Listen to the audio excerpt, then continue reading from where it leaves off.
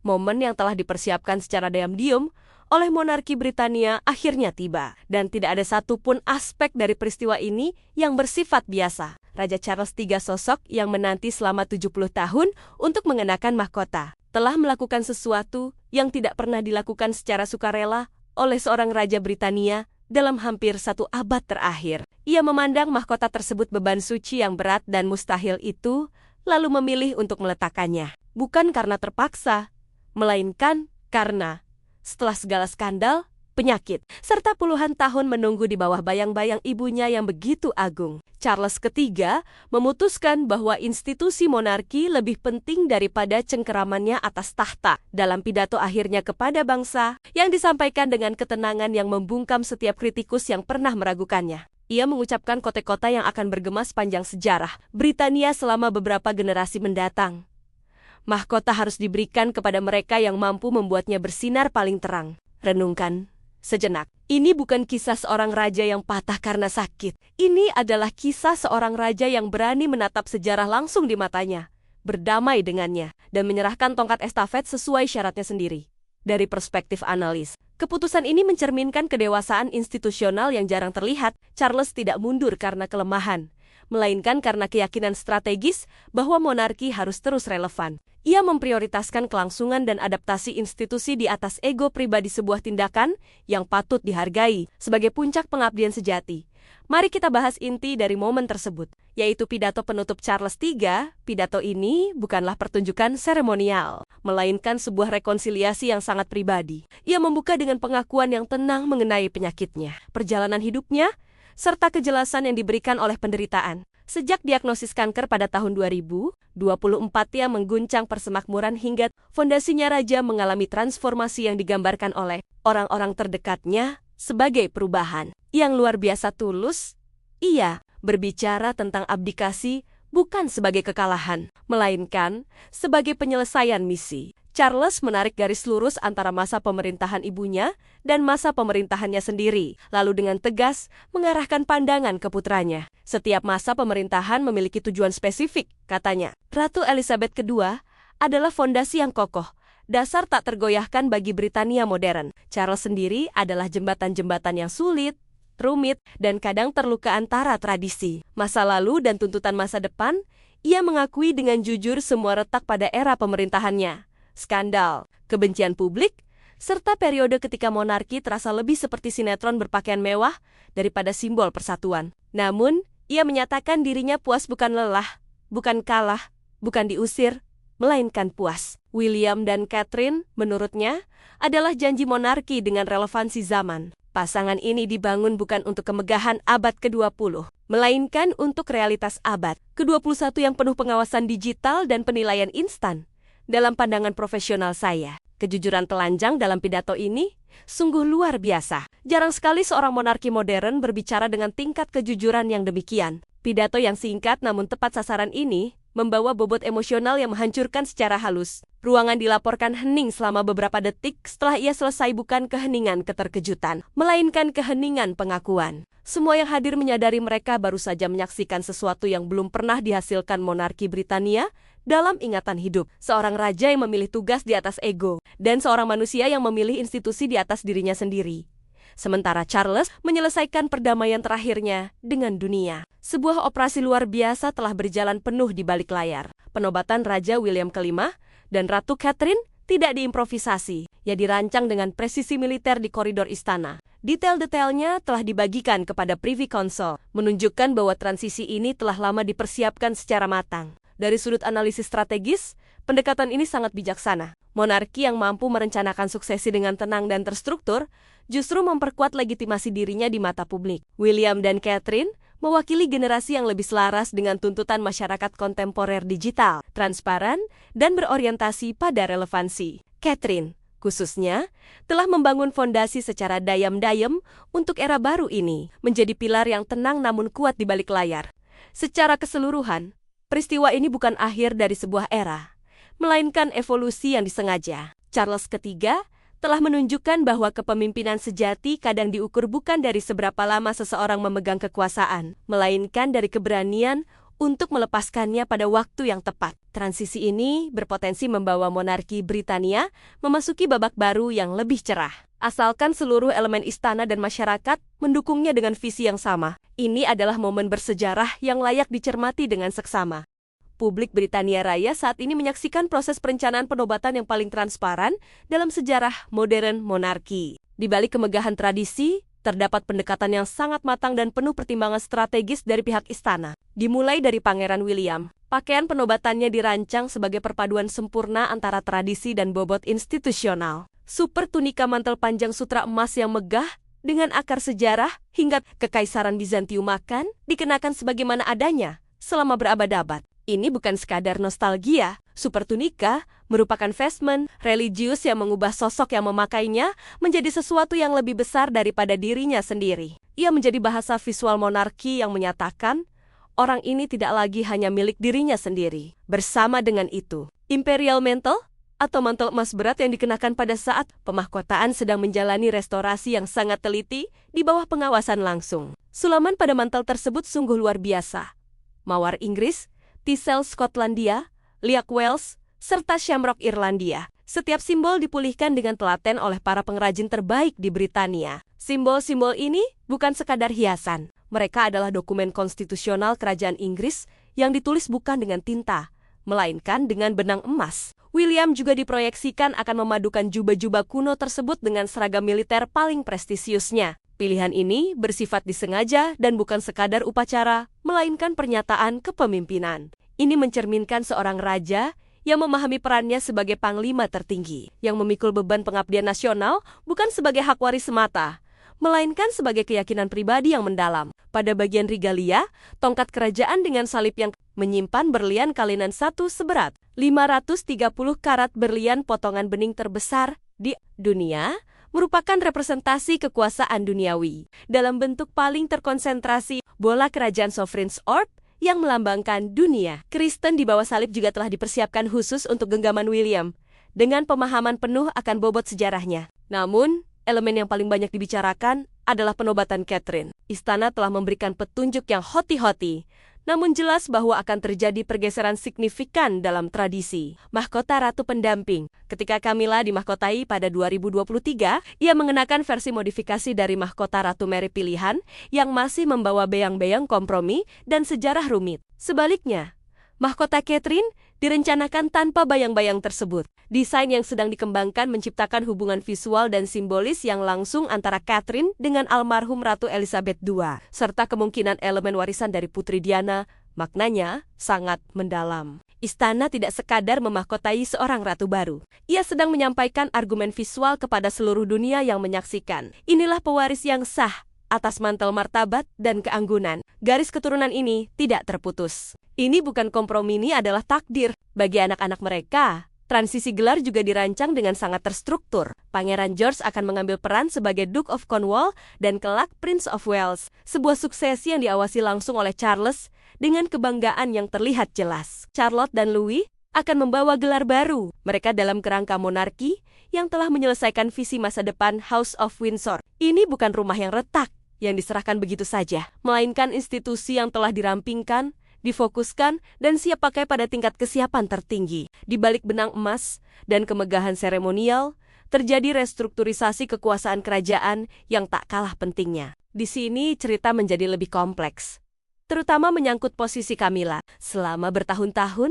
bahkan puluhan tahun, keberadaan Camilla dalam monarki Britania menjadi sumber ketegangan yang nyata baik di mata publik maupun di dalam istana sendiri. Integrasi keluarganya, perluasan peran, dan kehadirannya dalam akora-akora kenegaraan menciptakan gesekan halus yang tak pernah benar-benar hilang. Secara keseluruhan, proses penobatan ini mencerminkan upaya monarki untuk menegaskan kembali legitimasi, kontinuitas, dan relevansinya di era modern. William dan Catherine tidak hanya mewarisi takhta, melainkan juga sedang membangun narasi visual yang kuat tentang stabilitas, martabat, dan takdir institusional. Pendekatan yang transparan ini patut diapresiasi karena menunjukkan kepercayaan diri monarki dalam menghadapi sorotan publik yang semakin kritis sekaligus penuh harap.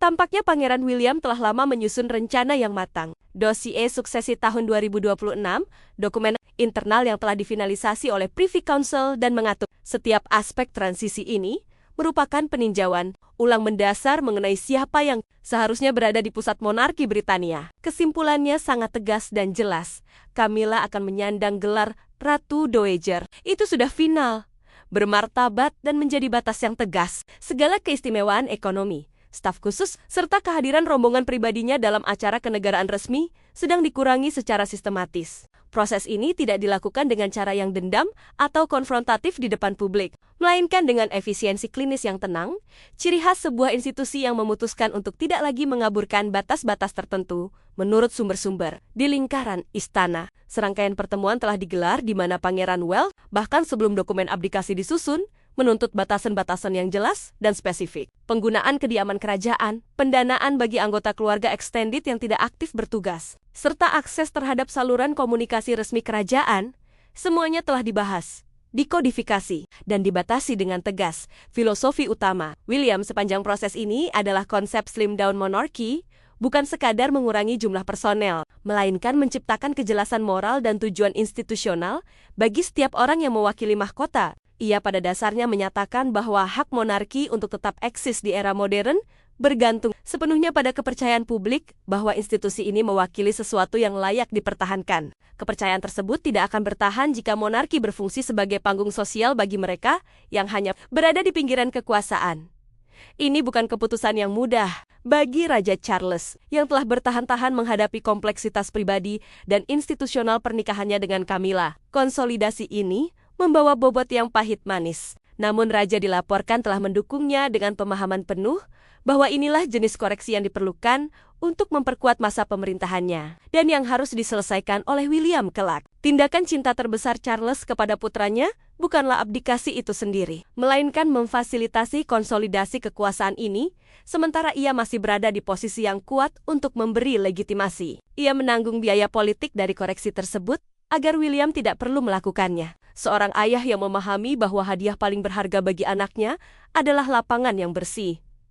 Pertanyaan mengenai para anggota kerajaan yang disebut exiled, Pangeran Andrew serta Duke and Duchess of Sussex, Harry dan Meghan juga telah diselesaikan dalam dokumen resmi upacara penobatan. Kata diselesaikan tepat sekali, karena tidak akan ada ambiguitas, negosiasi mendadak, atau pernyataan ambigu yang meninggalkan celah status non-working royal mereka secara langsung diterjemahkan menjadi ketiadaan peran seremonial. Mereka boleh hadir sebagai anggota keluarga, sebagai pengamat sejarah yang pernah mereka pilih untuk tinggalkan dengan alasan dan cara masing-masing. Namun mereka tidak akan menjadi peserta. Mereka tidak akan berada dalam prosesi, tidak mengenakan seragam seremonial, dan tidak akan memikul beban hari itu. Mereka akan menyaksikan sebagaimana dunia menyaksikan. Mahkota berpindah ke generasi yang siap memikulnya. Keputusan ini dengan tepat dibingkai bukan sebagai hukuman pribadi, melainkan sebagai pernyataan struktural. Takhta adalah pekerjaan, tugas, dan amanah suci. Bukan hak lahir selebriti yang bisa diaktifkan sesuka hati. Di balik semua ini, ada seorang wanita yang mungkin lebih dari siapapun dalam keluarga. Windsor saat ini memahami apa yang diperlukan pada momen bersejarah ini. Putri Anne, Princess Royal.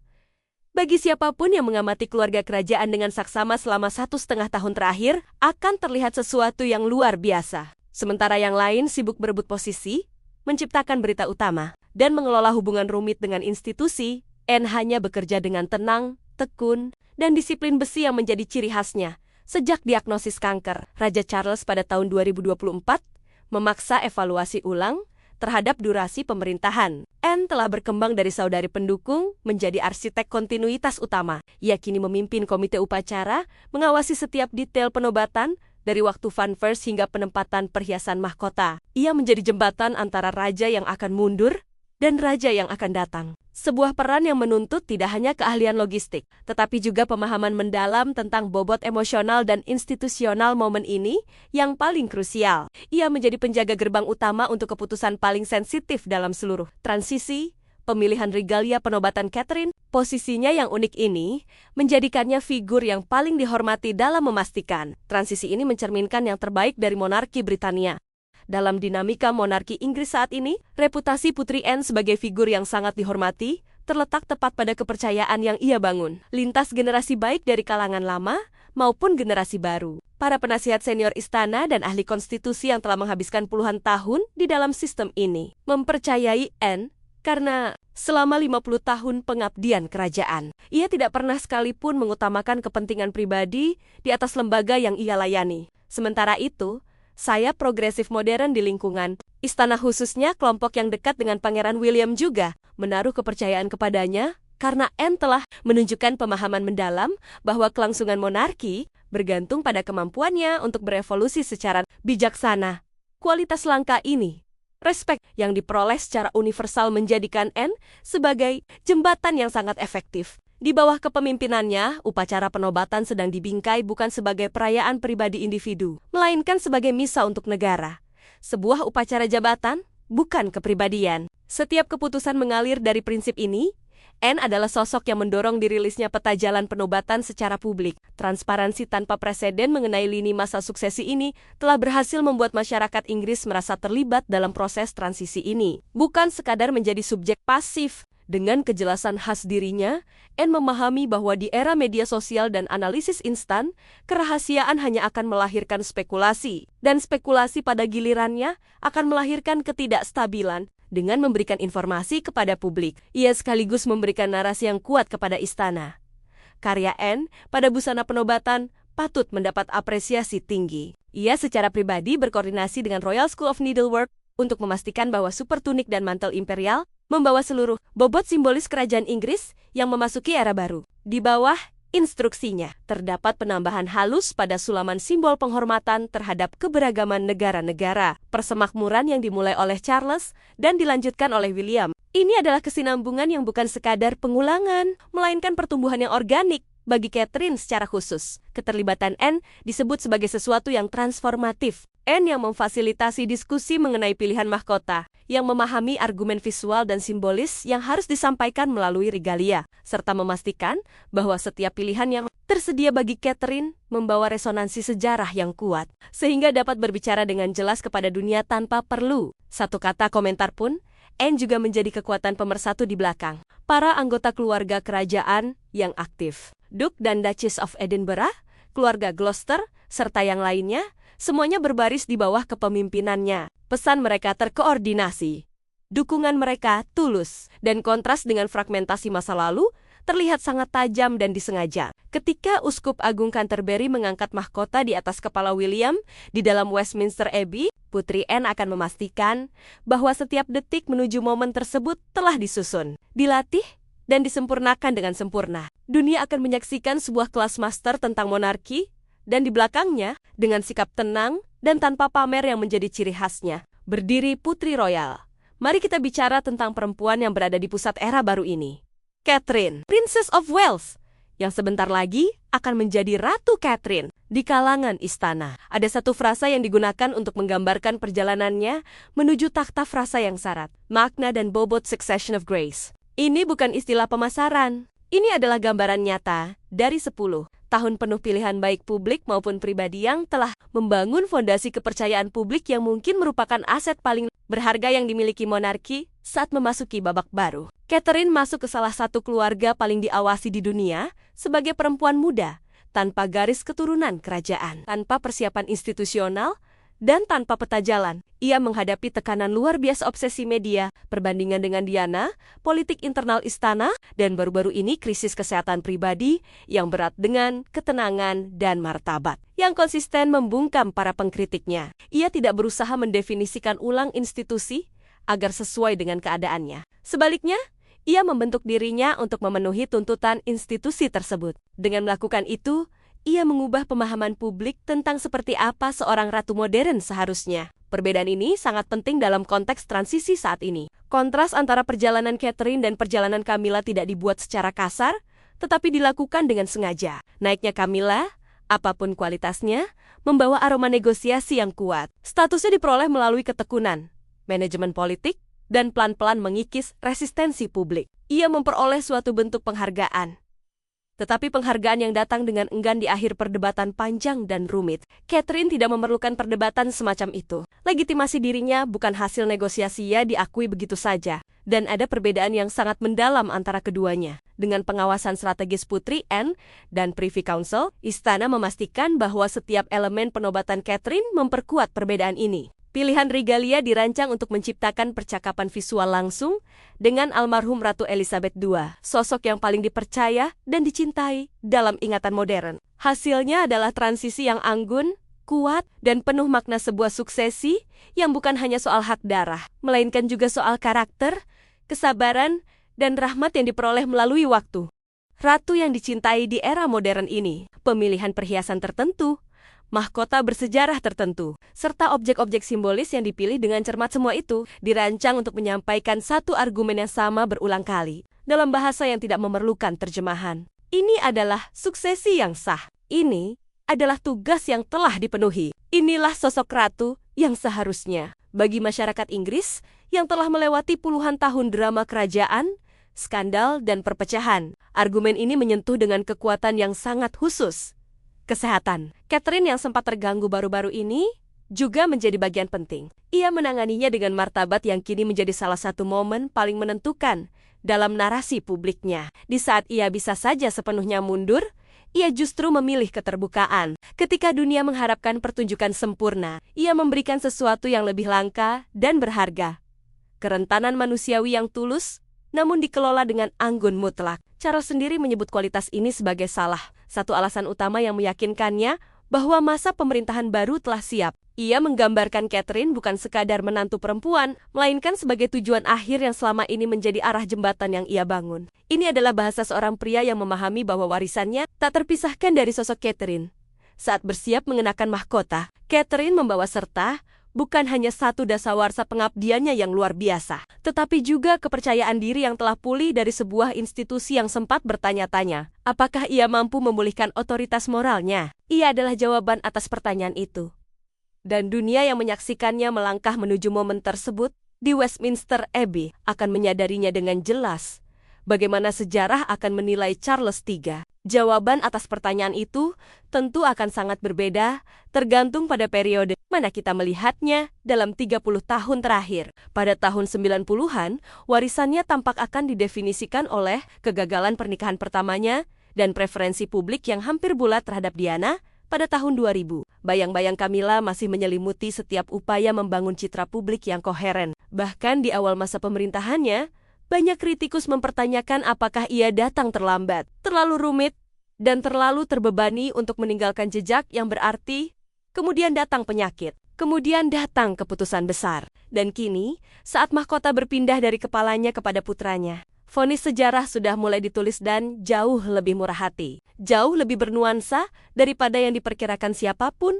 Warisan Charles III akan didefinisikan oleh apa yang ia pilih untuk tidak dipertahankan. Ia memilih tidak mempertahankan mahkota melebihi masa kegunaannya. Ia memilih tidak mempertahankan kepahitan dari sejarah pribadinya yang rumit. Ia memilih tidak berpura-pura bahwa segala sesuatu baik-baik saja, bahwa retak-retak monarki tak terlihat, atau bahwa institusi ini tidak memerlukan koreksi menyakitkan yang sebagian disebabkan oleh keputusannya sendiri. Ia memilih kejujuran, dan dengan itu ia melakukan tindakan pengabdian terbesar yang mampu ia berikan.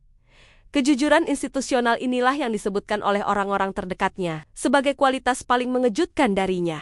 Kesediaannya mengakui bahwa era William dan Catherine bukan hanya sesuatu yang tak terhindarkan, melainkan benar-benar diperlukan.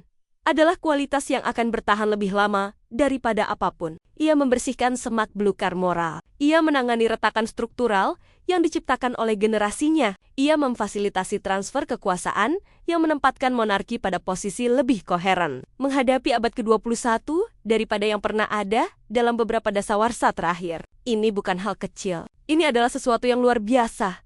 Bagi William, era kesinambungan ini dimulai dengan mandat yang sangat jelas. Intervensi awalnya mengenai isu Camilla, pengasingan, Sussex, serta filosofi penyederhanaan monarki bukanlah tindakan seorang pria yang tidak sabar merebut kekuasaan. Itu adalah tindakan seorang pria yang telah menghabiskan puluhan tahun mempelajari institusi ini, mengidentifikasi kerentanannya, dan mempersiapkan diri untuk memperbaikinya. William memasuki masa pemerintahannya bukan sebagai simbol semata, melainkan sebagai seorang strategi seorang raja yang memahami bahwa di tahun 2026, hak monarki untuk eksis harus diperjuangkan setiap hari. Bagi Catherine, penobatan ini merupakan penyelesaian dari kelas master selama 1 dasawarsa tentang pengabdian kerajaan. Standar Catherine istilah yang kini sudah digunakan di dalam istana akan menjadi tolok ukur bagi semua pasangan ratu di masa depan. Kombinasi antara kestabilan, empati, ketahanan, dan komitmen tanpa goyah terhadap tugas telah menciptakan sosok yang sangat langka. Figur kerajaan yang dukungan publiknya bukan hasil rekayasa, melainkan hasil perolehan yang tulus bagi Putri Anne. Momen ini adalah puncak dari 50 tahun pengabdian kerajaan yang tak glamor, namun esensial dan sangat serius. Catatan pengabdiannya akan dipelajari oleh para ahli konstitusi selama generasi mendatang. Pendekatannya yang transparan, teliti, berorientasi institusi, dan bebas kepentingan pribadi mencerminkan yang terbaik dari keluarga Windsor bagi masyarakat Inggris. Era di mana skandal kerajaan dijadikan hiburan drama Meghan dan Harry, krisis Andrew, kontroversi Camilla, serta potret keluarga yang retak telah berakhir. Yang menggantikannya adalah sesuatu yang, menurut berbagai jajak pendapat, benar-benar diinginkan publik. Sebuah monarki yang lebih kecil, lebih tajam, lebih serius, dan lebih nyata dalam komitmen pengabdiannya. Penobatan Raja William kelima dan Ratu Catherine bukan sekadar babak berikutnya dalam sejarah monarki Inggris. Ini adalah babak yang selama 30 tahun penuh penderitaan. Skandal dan evolusi rumit selalu mengarah ke sana. Charles III melakukan hal yang tak terpikirkan, dan dengan itu ia menyelamatkan mahkota. William dan Catherine melangkah maju bukan kewarisan yang rusak, melainkan kewarisan yang telah dipulihkan. Pekerjaan koreksi telah selesai. Era kesinambungan telah dimulai. Saya percaya Charles III akan dikenang sebagai salah satu raja besar, bukan meskipun segala kerumitan masa pemerintahannya, melainkan justru karena cara ia mengakhirinya. Keputusan turun tahta yang penuh martabat itu bukanlah tanda ketidaksempurnaan, melainkan puncak kebijaksanaan dan pengorbanan. Ia telah membersihkan jalan bagi generasi berikutnya dengan integritas yang jarang dimiliki seorang pemimpin. Era William dan Catherine kini dimulai, dan monarki Inggris tampak lebih siap daripada sebelumnya menghadapi masa depan.